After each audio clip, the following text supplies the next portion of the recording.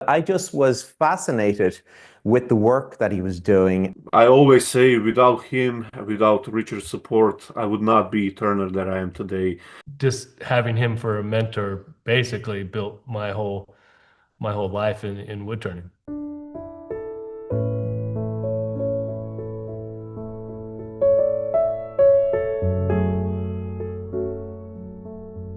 And Richard's authority is unchallenged. I mean, you go to I don't know if he goes to symposia anymore, but if he does, people are going to be beating down the doors to see him. It wasn't until 1987 I went in to watch Richard's demonstration. He was doing a production run and how he would set projects up. And I watched this and I couldn't believe what I was viewing, because in an hour and a half, he was producing, half a dozen scoops, a few bowls and some platters. And it was just amazing to watch. And that was at the time when I wanted to be a professional, but couldn't figure out how to do it. And then I thought, that's how you do it. Right after that demonstration, I kind of followed Richard like a young puppy around, and I'm pretty sure he thought I was a nuisance. I've seen him demonstrate again for 25 years or better, and I still enjoy watching him demo. I'm always going to learn something, even though I know how he turns, I know his style, I know maybe the projects he's doing. I've seen him do that particular thing before, but it's always worth watching again. It's a great show. He's very jovial, and his wry sense of humor is just something I really appreciate. Well, just seeing him at work, and seeing how fluent his moves were and how efficient he was with the tools, was like something new to me. I had seen woodturners, but they didn't seem to be that like straight to the point. I first encountered Richard Raffan when I was about 16 years of age, but I didn't meet him at that time. I was in high school. So in high school, I came across this book, Turn Bowl Design. And in order to read it during the time I should have been doing homework, I put the cover of my science book onto this. So it looked like I was doing my homework. When you say that Richard's competent, I mean, that's kind of the understatement of a lifetime. He has taught so many people that have gone on to become very good turners, professionals in their own right. Richard would always throw out these little breadcrumbs to me when we had conversations. We played tennis or whatever we were doing, and they were breadcrumbs, and they weren't really direct answers, but mulling those breadcrumbs over, I figured out what he was trying to say, and it was very important to me. Richard has in the past influenced so many of us woodturners, but continues to do it. Without Richard's help, his influence, his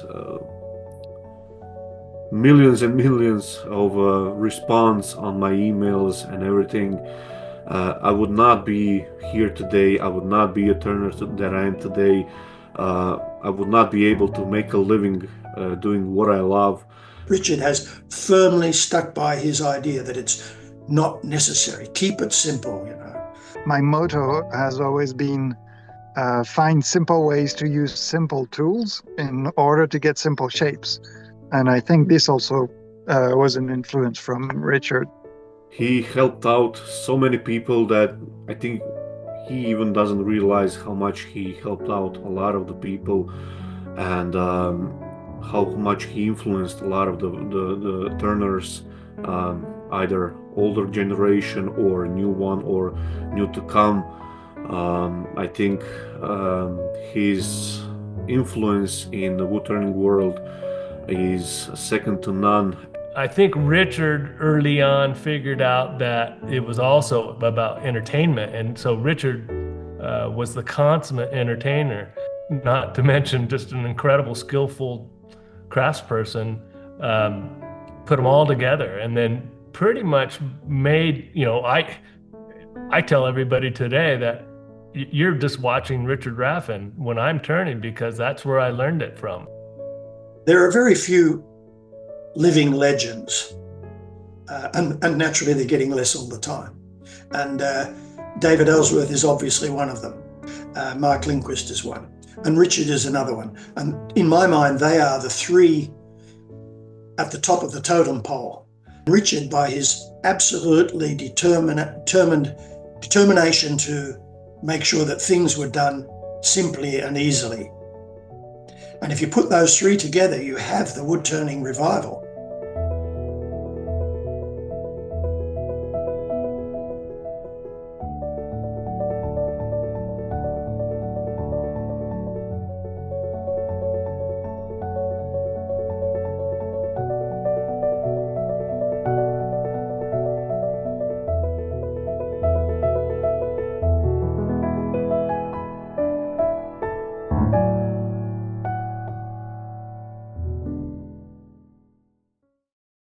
This is a recorded message. Now, my excuse for not being with you is it would take me nearly 40 hours to get to St. Paul and probably another 30 hours to get back home. And that's an awfully long way to go for 3 days of wood turning, enjoyable though that would be. That was the excuse. The reason is more to do with my going a very long way to avoid getting onto an empty stage. I like to have a lathe between me and the audience. That's part of it. Also, I'm not keen on trying a live cross because I have far too many senior moments these days. When Mike Summerer contacted me last November about a lifetime membership for the AAW, it took me a few moments, maybe even a minute or so, to grasp that it was coming to me, this lifetime membership. It's not something that I would have expected. I am, after all, a foreigner, and you're all Americans. So anyway, it's enormously generous of you, and I thank you all very much indeed. I owe a lot to Taunton Press, who made such a wonderful job of my books and videos, and also to Dale Nish, who had me involved with the Utah Symposium for around 30 years. And it was from those that I got invitations to teach all over North America. It's something I've greatly enjoyed doing, passing on what I know of the craft to other people so they get more out of it. And I would have never met all those hundreds, if not thousands of people, but for the workshops. And meeting a whole range of people from all walks of life has greatly enriched my life. Now, for those who have been to some of my demos will probably have noticed that I really look up. And the reason for this is that I don't like to see a room emptying if I'm in the middle of a demo. But it does happen. It's happened on several occasions, usually when Mahoney is next door demonstrating how to nest out bowls. And you can't compete with that. But generally, you've been good enough to stay through my demos, right to the bitter end, and even kind enough to buy a few pieces, a few bowls and boxes. And for that, I thank you all very much indeed. Now, thank you again for those who emailed some very nice messages of congratulation, and also those who left comments on my YouTube channel. Much appreciated. And I'm very glad to have been some help to so many of you. Now I'll let you get on with your evening.